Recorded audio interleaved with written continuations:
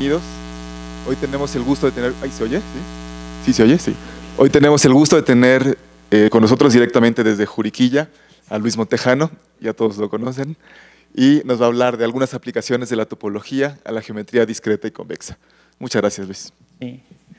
Bueno, primero que nada es una alegría estar en mi casa, el Instituto de Matemáticas. Y cuando además voy hablando de topología, de matemáticas, pero en especial de topología, pues es un gusto todavía doble. Y tercer gusto, pues poder usar este pizarrón que siempre ha sido la pasión de mi vida. Cada vez es más difícil tener pizarrones, odio los pintarrones. Entonces, pues me voy a dar un gustazo con eso. Me decía Rolly que si iba yo a hablar le digo, ¿estás loco? Hay un pizarrón ahí. La otra cosa que quiero decir es que voy a hablar en esta ocasión nada más de mi trabajo en topología. A veces ha sido aplicado a geometría discreta y a veces no. Y entonces lo que quiero hacer es poner énfasis en lo que yo he hecho de topología. La primera parte de la plática va a ser de lo que estoy haciendo ahorita y hacia dónde voy. Pero para la segunda y última parte de la plática voy a hablar de algunos otros resultados de los que nunca he hablado aquí, pero debí de haber hablado. Entonces, pues vamos a ver qué pasa. Entonces voy a empezar no voy a hacer énfasis en la técnica, sino en las ideas.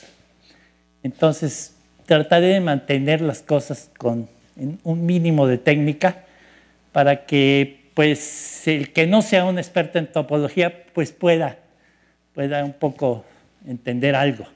Entonces, ahora lo que voy a hablar es de lo que estoy haciendo exactamente en este momento, que es lo que se llama el teorema del nervio. ¡Uy, qué gozada!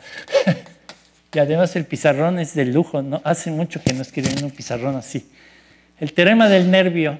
Este teorema del nervio o Nerve Theorem, es un teorema clásico de la topología y dice más o menos lo siguiente. Vamos a suponer que tenemos una colección de conjuntos.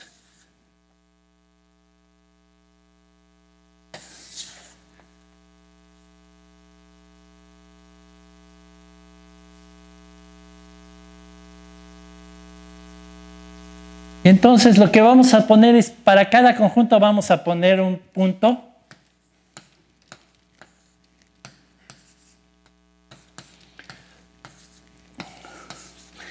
Y ahora vamos a poner una arista si los conjuntos se intersectan.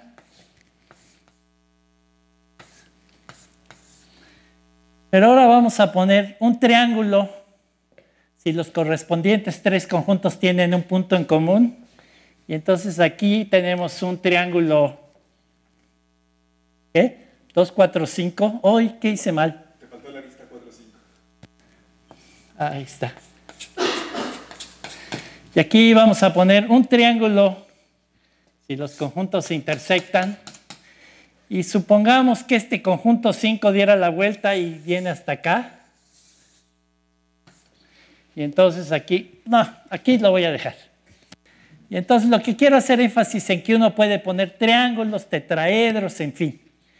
A esto que está aquí se le llama, los de teoría de conjuntos le llaman la gráfica de intersección, la gente de topología le llama el nervio de esta familia de conjuntos.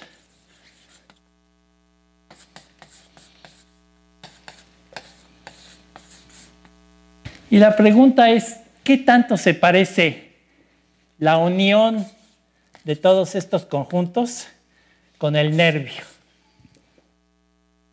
Y la filosofía es que este y este son parecidos.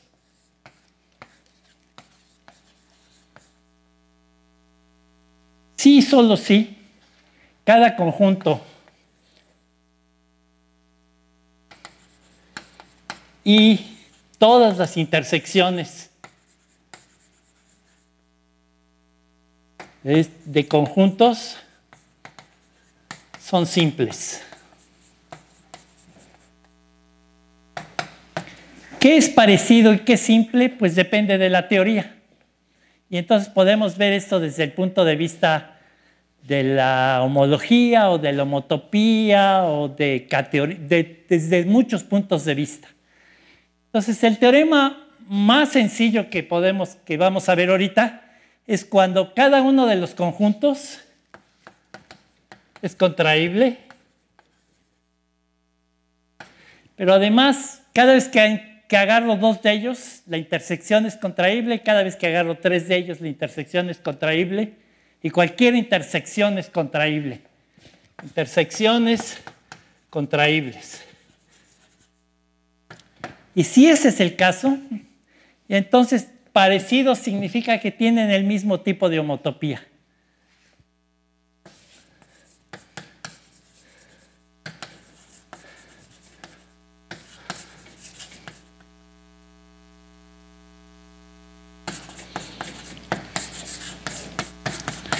Y tener el mismo tipo de homotopía quiere decir que tienen esencialmente el mismo número de agujeros de cualquier dimensión. Por ejemplo, en este caso, pues ustedes están viendo este agujero y en este caso pues que son precisamente estos dos agujeros. Porque a pesar de que los conjuntos, bueno, pues porque cada uno de los conjuntos que pinté eran unos huevitos que son contraíbles y sus intersecciones también son contraíbles. Este teorema del nervio es es central en varias áreas de las matemáticas.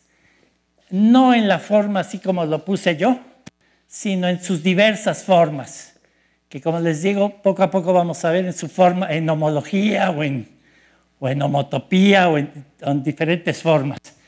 Y bueno, ¿en dónde se usa? Se usa, por ejemplo, mucho en topología estocástica, Measureland. Se usa en topología combinatoria, con Calais.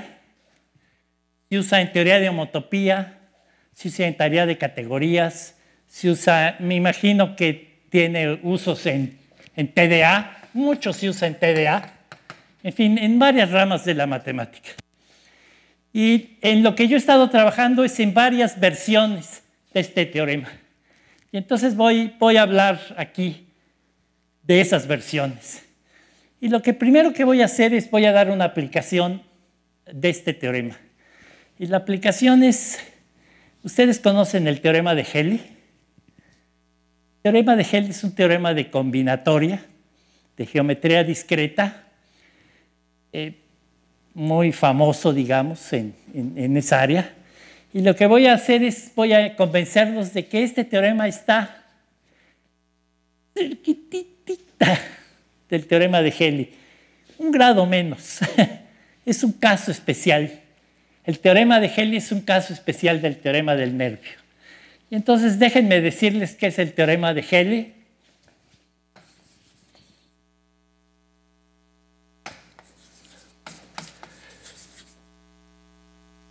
Pues el teorema de Helly, como yo les decía, esto va a ser muy interesante porque, bueno, ahorita lo diré. El teorema de Helly es un teorema de combinatoria y dice que si tienen una familia de conjuntos en RD,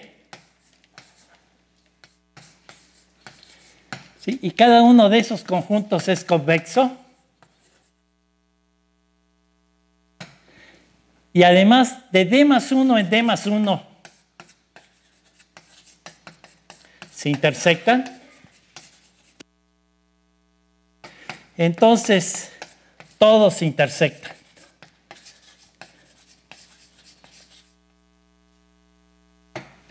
Para fijar ideas, si estamos en el plano, lo que dice es que si tienen una familia de conjuntos convexos en el plano y cada vez que tomo tres de ellos se intersectan, entonces hay un punto en la intersección de todos.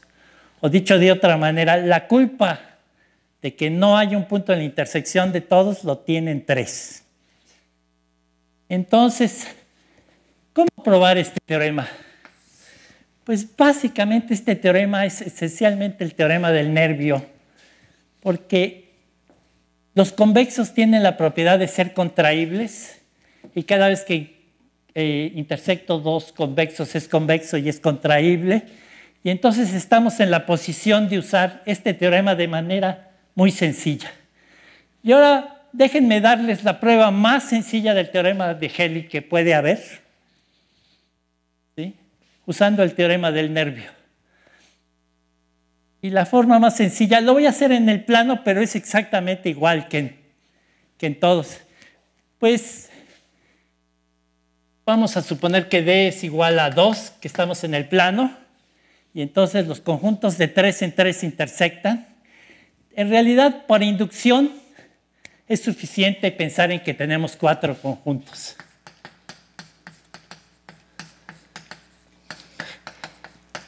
El caso para M es inducción. Es muy fácil hacerlo por inducción. Entonces, supongamos que tenemos 4 conjuntos y de 3 en 3 se intersectan. Y yo quiero probar que todos los 4 se intersectan. Y entonces voy a usar esa idea de allá y voy a poner un punto por cada uno de los conjuntos. Y luego, como cada 3 se intersectan, eso quiere decir que estos triángulos siempre están. Y entonces lo que tengo es la frontera de un tetraedro. ¿De acuerdo?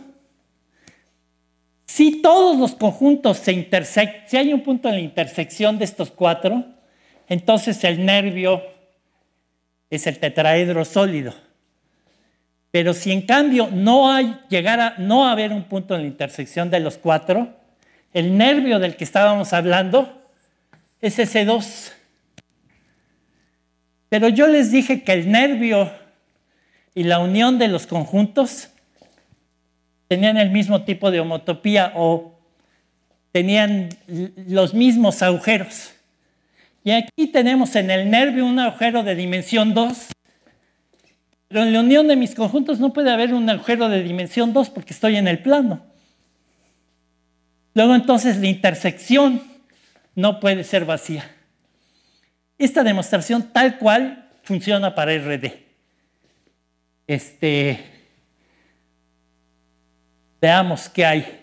Por supuesto, eso quiere decir que el teorema de Helly realmente no es un teorema lineal. Realmente el teorema de Helly es un teorema que tiene un trasfondo topológico. Porque yo puedo cambiar aquí que I es contraíble.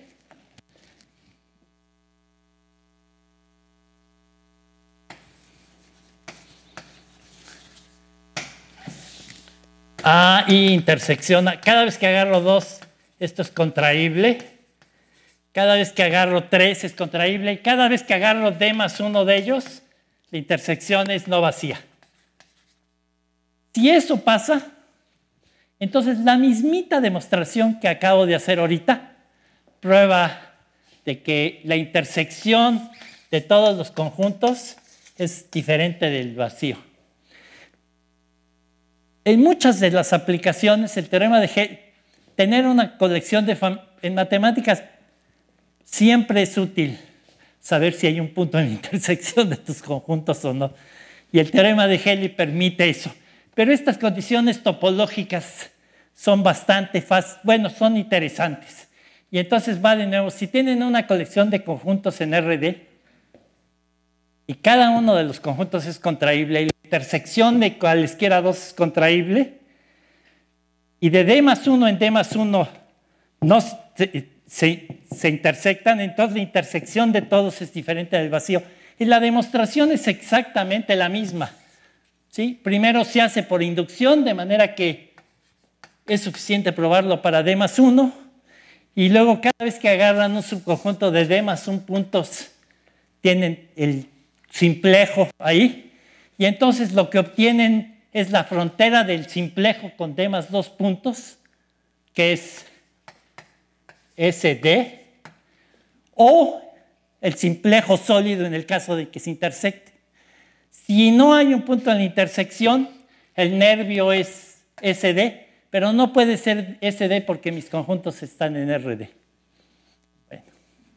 ¿Y ahora qué es lo siguiente? Quería decir algunas cosas que son interesantes. Durante los últimos años ha habido una tendencia a que muchos de los teoremas en geometría discreta, que es el área donde trabajo, que son de carácter lineal, tienen un trasfondo topológico muy fuerte. Uno de ellos es este teorema de Helly, como ustedes pueden ver, pero el teorema de Radon, el teorema de Twerber, un montón de teoremas clásicos, en realidad son teoremas topológicos. Y la investigación en topología discreta, en topología combinatoria, que tiene que ver con encontrar el trasfondo topológico a teoremas clásicos lineales, ha sido muy fructífera y muy interesante. Una muestra de ello es la influencia que han tenido los de Gromov en esta área. Muchas de lo que ha hecho Gromov tiene una influencia enorme en esta idea de tratar de ver que muchos resultados lineales en realidad tienen un trasfondo topológico importante.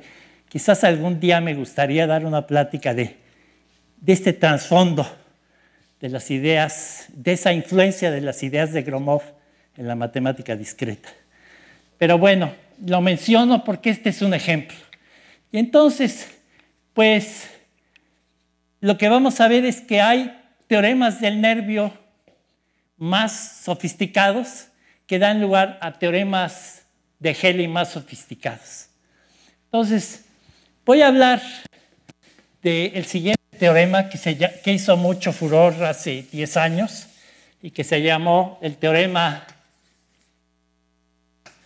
topológico de Helly. Y el teorema topológico de Helly dice básicamente esto. El teorema dice, pero digamos, es un poquito más sofisticado técnicamente, la idea es la misma. Dice que si tenemos una familia de conjuntos y cada conjunto es D-1 acíclico,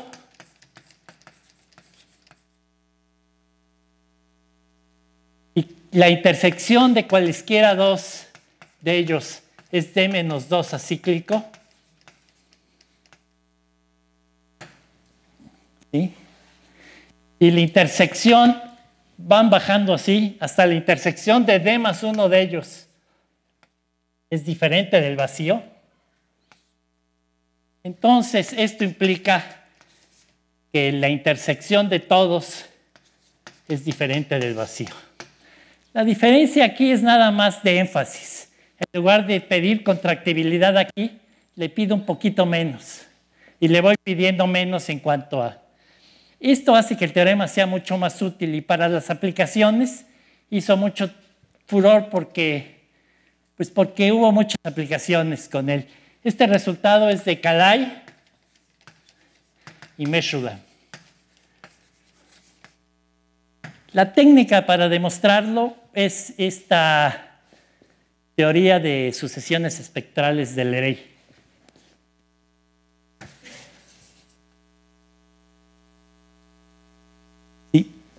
En esa época no se sabía cuál era la conexión entre el teorema de Helly y el teorema del nervio. Y entonces resulta que hay un teorema del nervio que con la misma demostración que les di hace rato prueba este teorema de Kalai y Meshulam. Y ese teorema del nervio dice lo siguiente.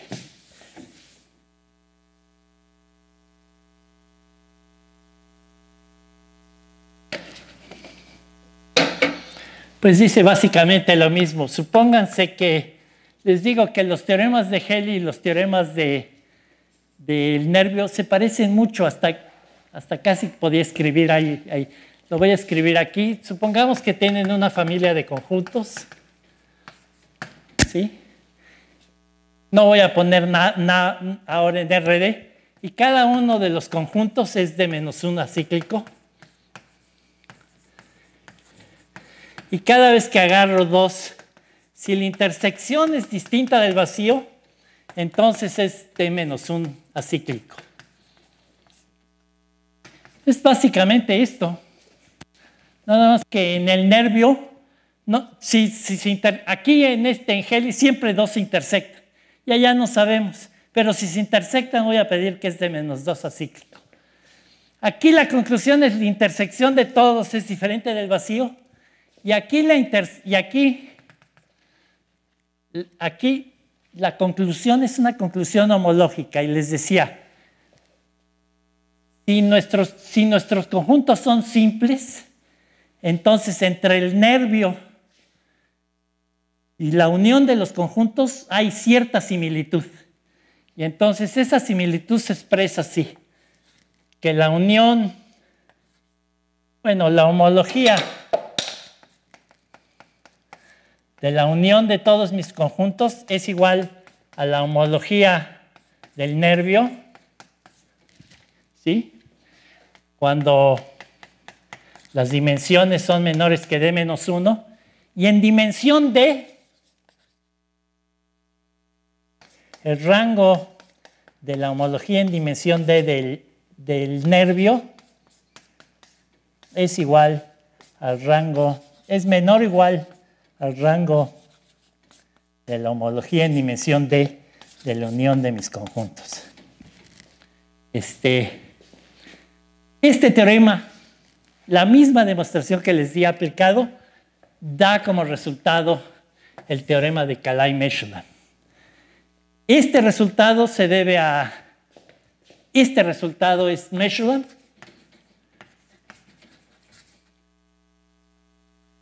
Y curiosamente él no se había dado cuenta que este resultado daba inmediatamente esto. La idea de la demostración es otra vez la teoría de Leray en ambos casos. Pero ahora sucede algo muy curioso. Yo, trabajando independientemente a ellos, probé un teorema topológico de Helly distinto a este. Ay, ¿para qué me hago el mejor que este? Y mejor en el sentido es que yo no le iba a pedir a los conjuntos que sean d-1 cíclicos, sino que la d-1 homología nada más al nivel de d-1 en d-1 es 0. No necesito que no necesito que se anulen todos los grupos de homología, sino solo el de dimensión d-1 aquí, solo el de dimensión d-2 aquí, etc. La conclusión es la misma. Lo que yo usaba es pues una cuestión ahí rara de sucesiones Mayer-Vietoris para arriba y para abajo, pues una licuadora que yo tenía para hacer esto.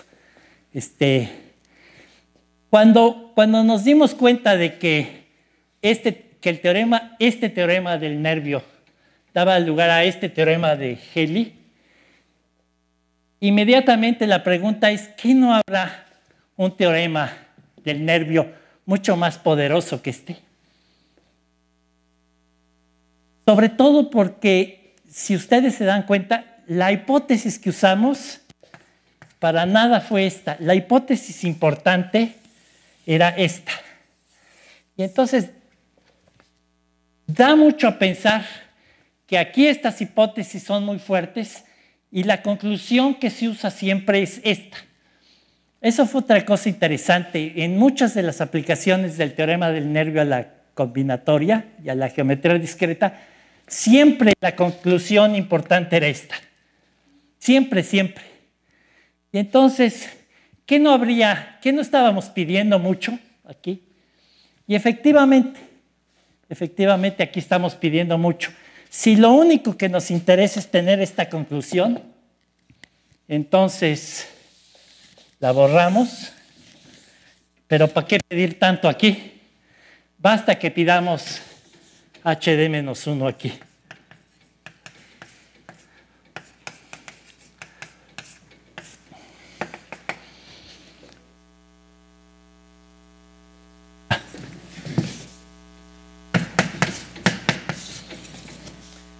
Para 3 HD-2, etc. Y entonces, si pides esto, justo alcanzas esta conclusión, y justo si usas obtienes este teorema de Helly. Y esto, bueno, pues era una ventaja grande sobre eso. Tenía planeado hablar de varias aplicaciones a la teoría de combinatoria usando este teorema, pero se me hace que no voy a alcanzar a decir todo lo que decir. Entonces, simple y sencillamente voy a decir lo siguiente. Este nuevo teorema, ¿sí? Pues es muy eficiente porque pide muy poquito y obtiene las mismas conclusiones efectivamente. De hecho, nosotros fuimos capaces de probar que este teorema implica el teorema del nervio clásico.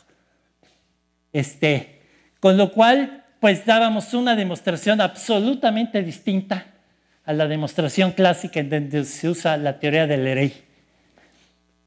De hecho, ahorita voy a hablar de hecho, en lo que estamos trabajando ahora es que para poder aplicar este teorema del nervio a otros problemas de la geometría discreta, es importante no hablar de intersecciones, sino de uniones. ¿Quiénes son los que están? A veces a ver, voy a mencionar quién. Ahora verás. Este teorema es mío. Estos teoremas que mencioné, Meshulam, Kalai y Meshulam, y en este momento estoy trabajando con... Hay un teorema del nervio para uniones. Sí. Bueno.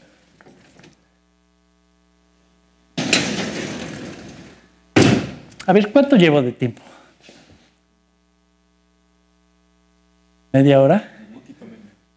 Bueno, simple y sencillamente, el teorema del nervio para uniones, voy a decir la filosofía. Uno tiene el nervio que me dice cuál es la estructura de intersección. Y como hipótesis, uno tiene que, si la intersección de una familia es distinto del vacío, en lugar de pedir que la intersección de todos estos conjuntos tengan una propiedad topológica, voy a pedir que la unión de ellos tengan una propiedad topológica. ¿Sí me explico? Y entonces, en lugar de decir que aquí, que si la intersección de dos, la homología es cero, pido que la unión. Entonces, cambio intersecciones por uniones. Y eso permite una variedad de aplicaciones muy grande.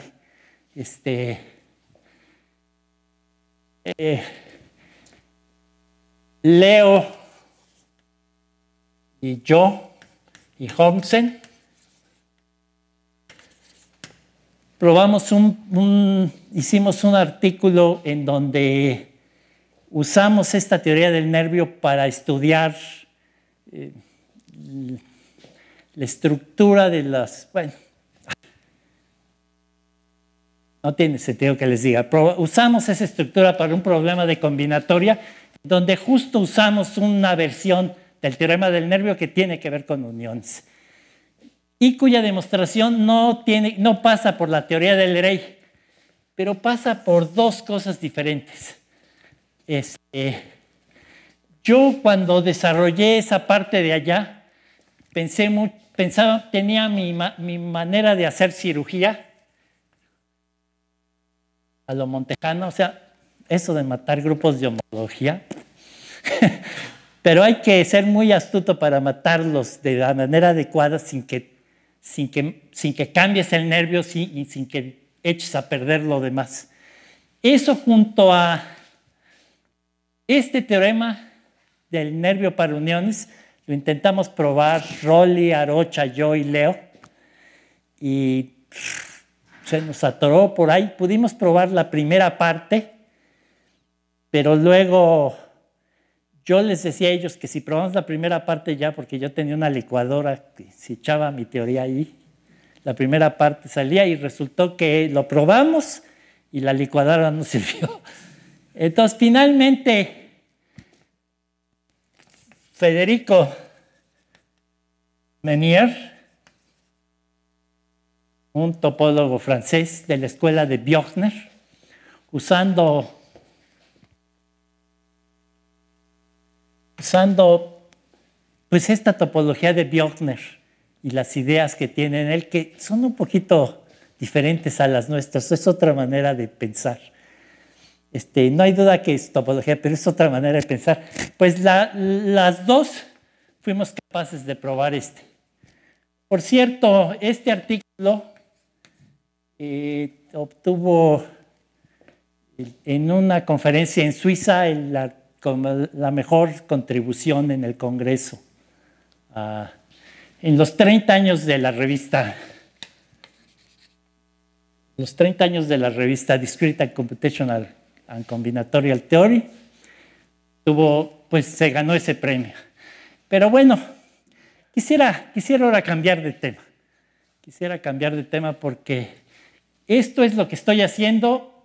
Lo que voy a seguir haciendo es seguir pensando en esos teoremas y sobre todo adaptando diferentes variaciones del teorema del nervio a diferentes problemas de geometría discreta. Realmente lo que tengo muchas ganas de platicar y no quiero que se me vaya el tiempo es algo que hice con Arocha y Rolli. Entonces ahí me voy a ir más despacito.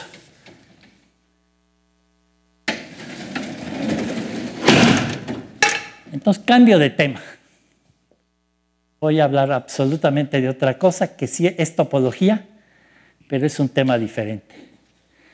Y el tema diferente es, y de lo que quiero hablar es lo siguiente. Supónganse que estamos en RN. Supónganse que ustedes tienen ciertos conjuntos en RN. Entonces, si una línea intersecta todos los conjuntos, le llamo una línea transversal.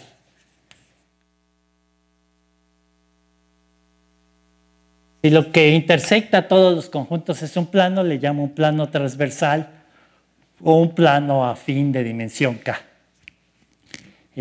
Y uno está interesado en encontrar propiedades geométricas de estos conjuntos que te permitan probar la existencia de una línea transversal. Y hay toda un área de las matemáticas en donde hay mucha gente trabajando que tratan de ver eso. Lo que hicimos Arocha, Rolli y yo fue justo lo contrario. Toda la filosofía contraria. Nosotros, supongamos que yo tengo una familia de conjuntos y que yo tengo información acerca de las líneas transversales. No tengo información geométrica a ver, lo voy a decir. Esta línea transversal, el conjunto de líneas transversales a esta familia de conjuntos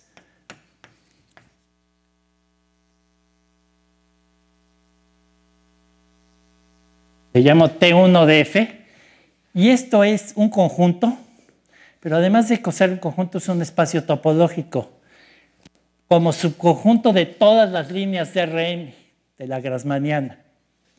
Y entonces, el problema es, supónganse que tienen una familia de conjuntos y que la única información que tienen ustedes es la topología del espacio de transversales. Por ejemplo, ustedes saben que el espacio de transversales tiene 3 componentes o tiene en la homología no sé qué. ¿Qué pueden decir de la geometría de los conjuntos? Va el ejemplo más sencillo.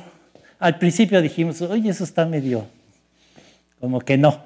Pero va el ejemplo más sencillo. Supónganse que tienen 2 conjuntos, A y B, en Rn.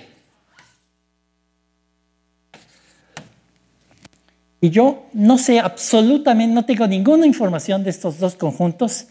Y lo único que sé es que si me fijo en el espacio de sus transversales lineales, de las líneas transversales, supóngase que en el espacio de las líneas transversales hay un ciclo esencial.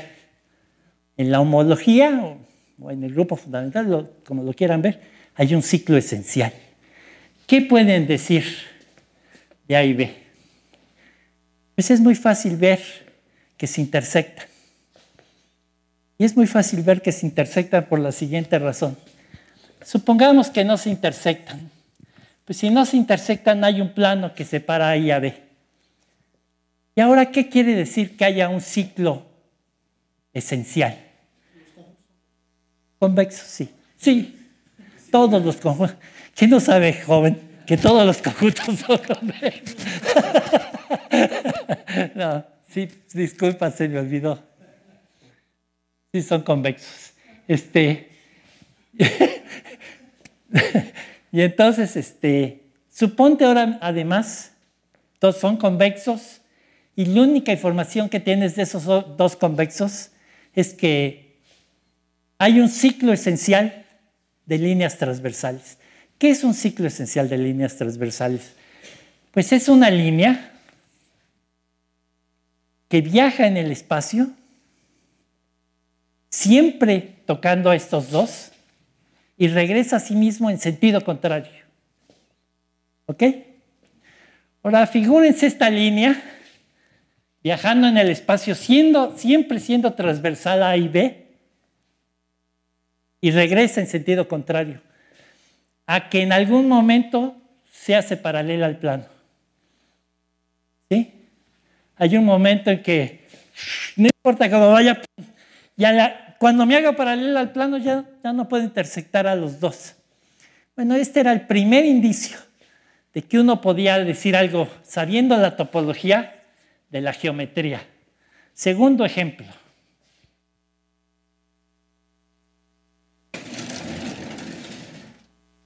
Segundo ejemplo interesante. Estos son los inicios. Supónganse que ahora tienen tres conjuntos. En R3.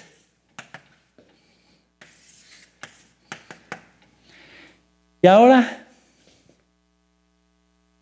de nuevo yo quisiera probar que hay una línea transversal, que eso pertenece a la geometría, solo usando que los planos transversales a la familia tienen un ciclo esencial.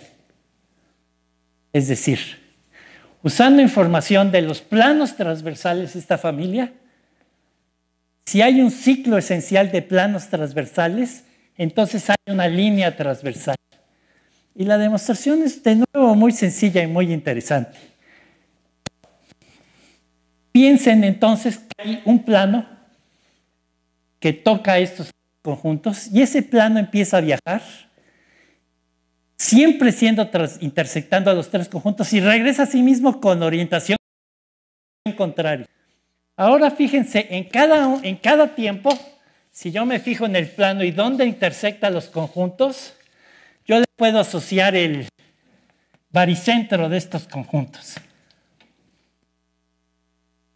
Y esos tres puntos no están alineados, porque si estuvieran alineados habría una línea transversal. Pero si no están alineados, esos tres puntos inmediatamente me dan una trivialización del haz formado por estos planos. Pero este haz es obviamente no trivial. Es el haz de planos que da vueltas y regresa con sentido contrario. Es justo el haz no trivial. Y entonces no es imposible dar esa trivialización a menos que en algún momento estos tres se alineen. Bueno, una vez teniendo eso, eso da indicación de que efectivamente esta teoría tenía sentido. Y entonces lo que hicimos nosotros es estudiar este problema.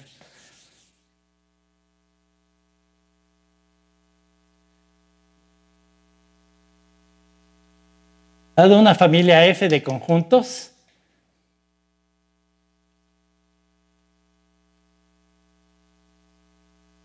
¿sí? Nos fijamos en, por ejemplo, en el espacio topológico de los planos transversales de dimensión M y el espacio topológico de los planos de dimensión N.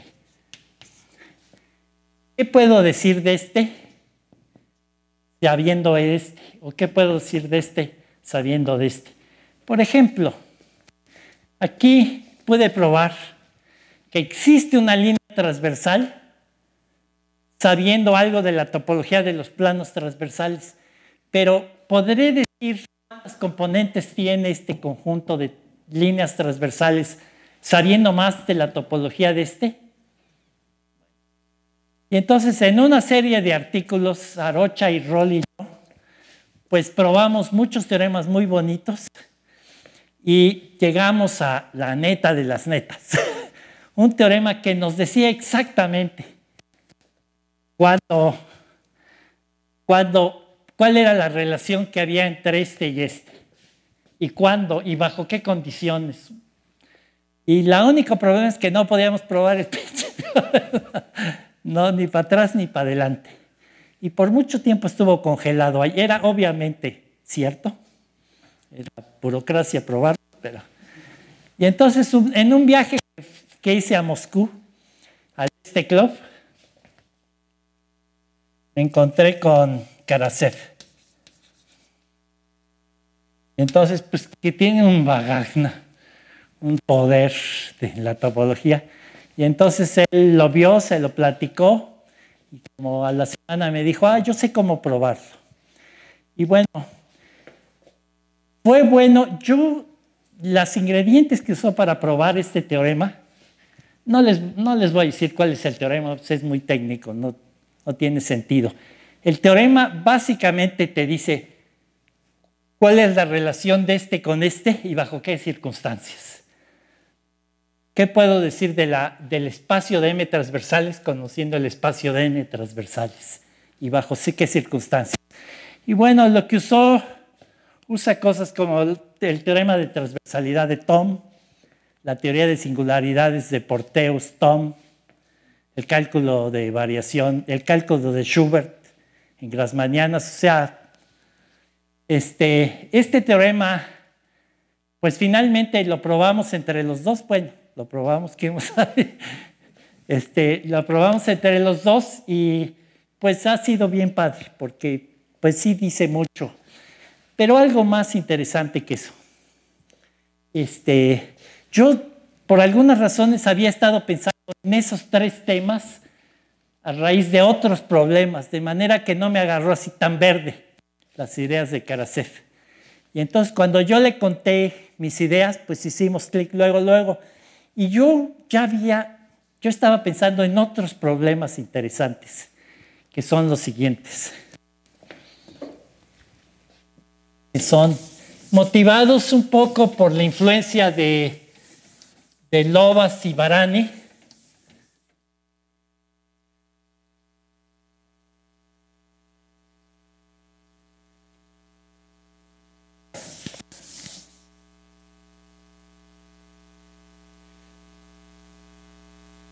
No hay gises de color.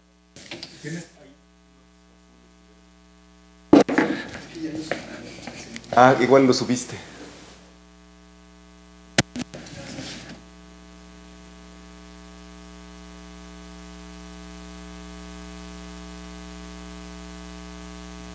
Aquí.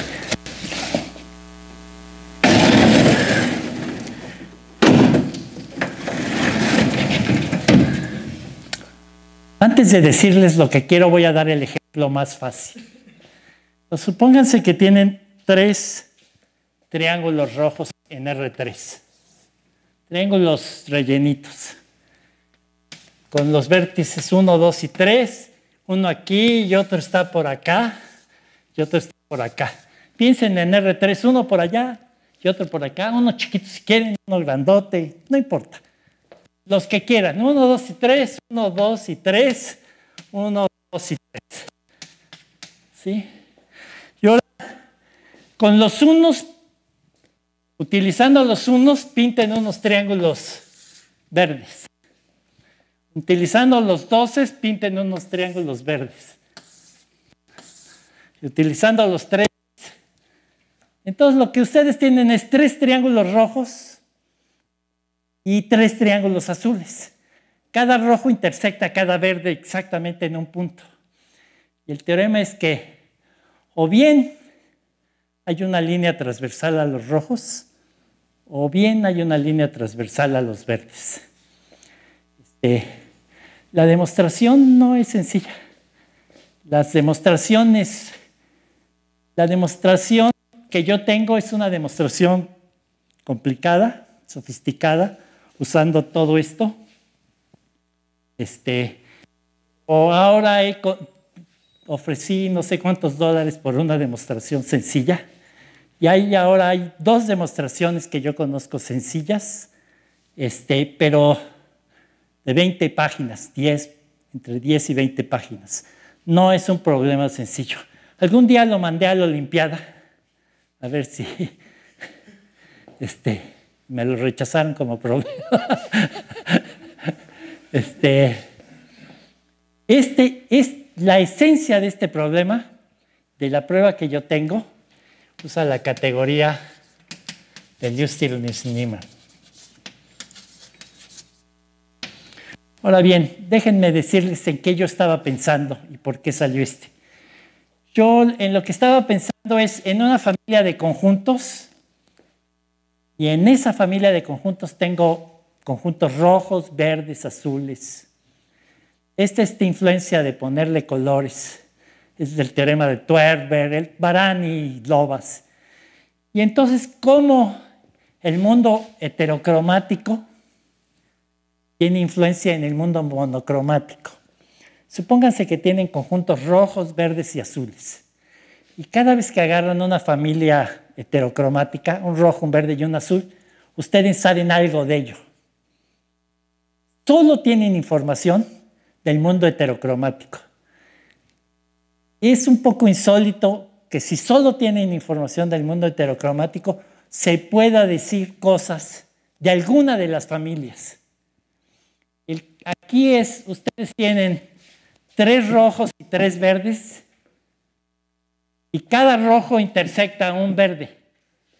Y entonces ustedes pueden decir que hay una línea transversal a los rojos o una línea transversal a los verdes.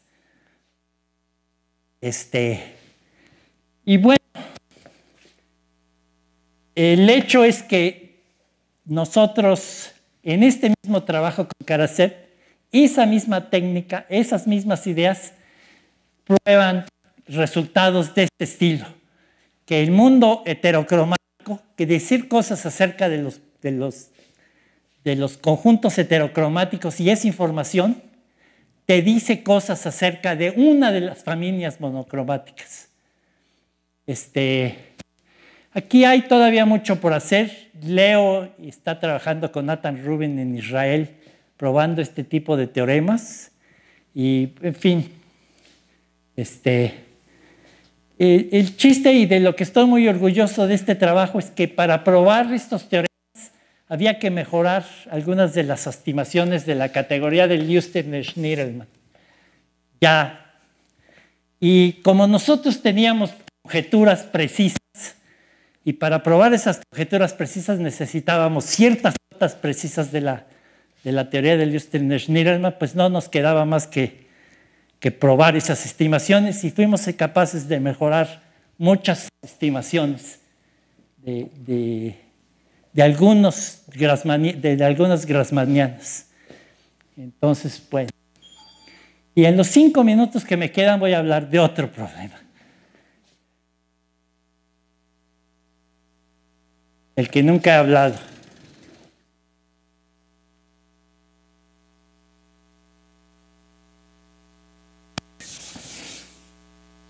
Punto y aparte, y ya otro problema que tiene que ver con topología, pero ahora con convexidad. Y este es un teorema, es un problema clásico, pero voy a empezar así. Supónganse que tienen un conjunto que por supuesto es un convexo y un punto en él. Y estamos en Rn. Y ahora supónganse que tomo un hiperplano y saco su sección. ¿Sí? Y tomo otro hiperplano, saco su sección. Y supónganse que las 2 secciones son la misma. ¿Qué sigue de ser misma? Pues ahorita les diré. ¿Qué puedo decir de este conjunto? Bueno, si P0 es un centro de simetría,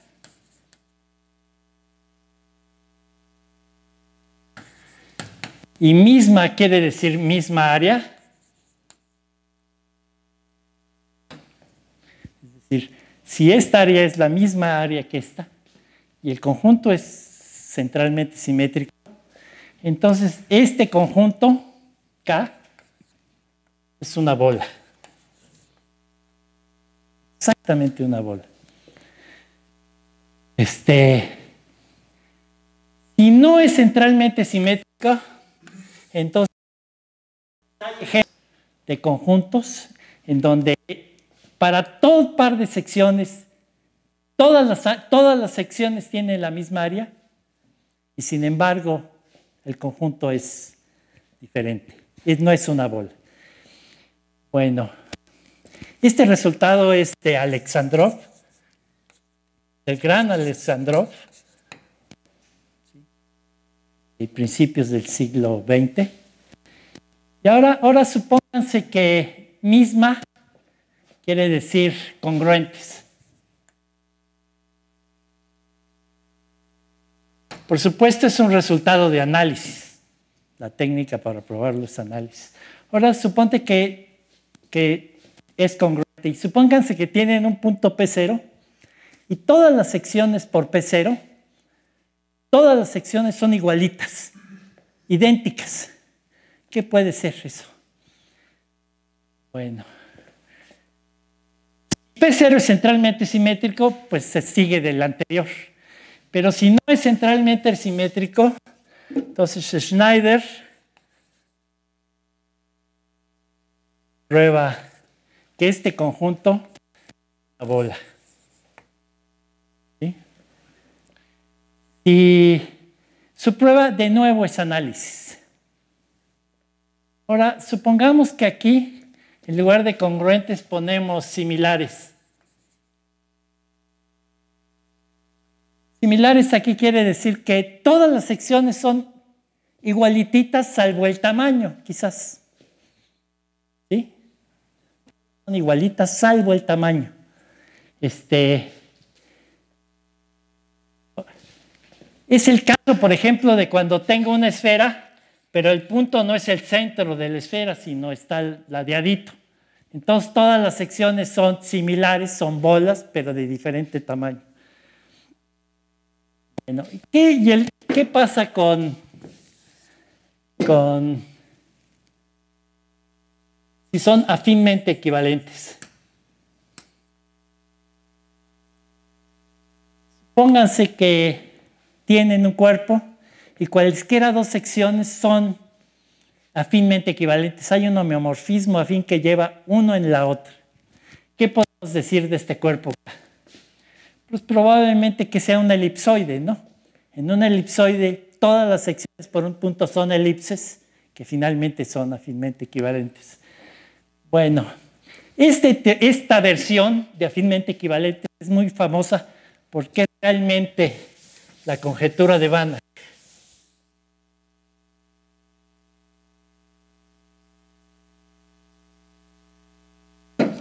Banach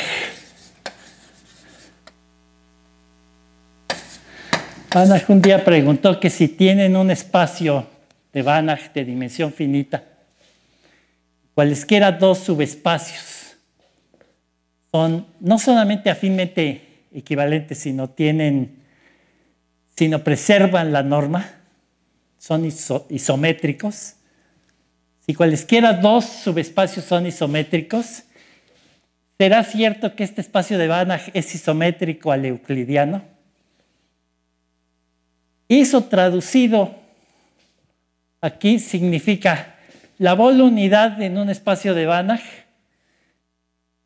El hecho de que sea isométrico el espacio euclidiano quiere decir que la bola unidad sea un elipsoide.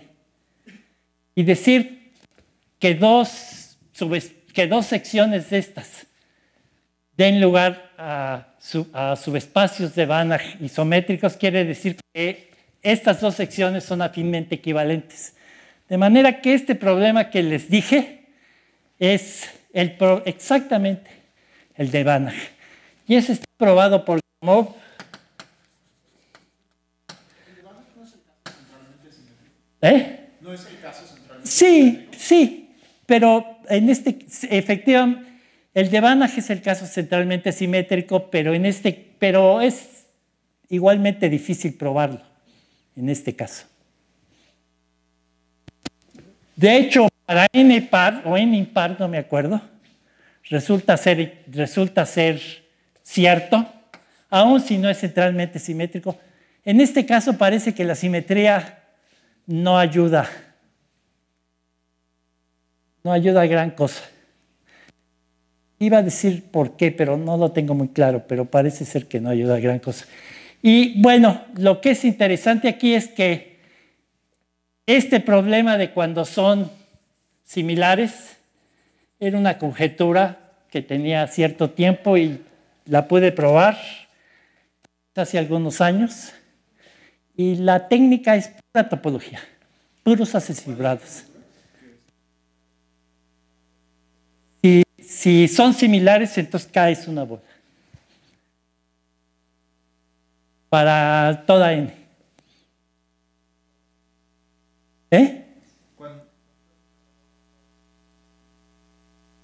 Cuando estoy en R2, n mayor o igual que 2. Pues sí, porque son los equicordales. Y n mayor o igual que 2.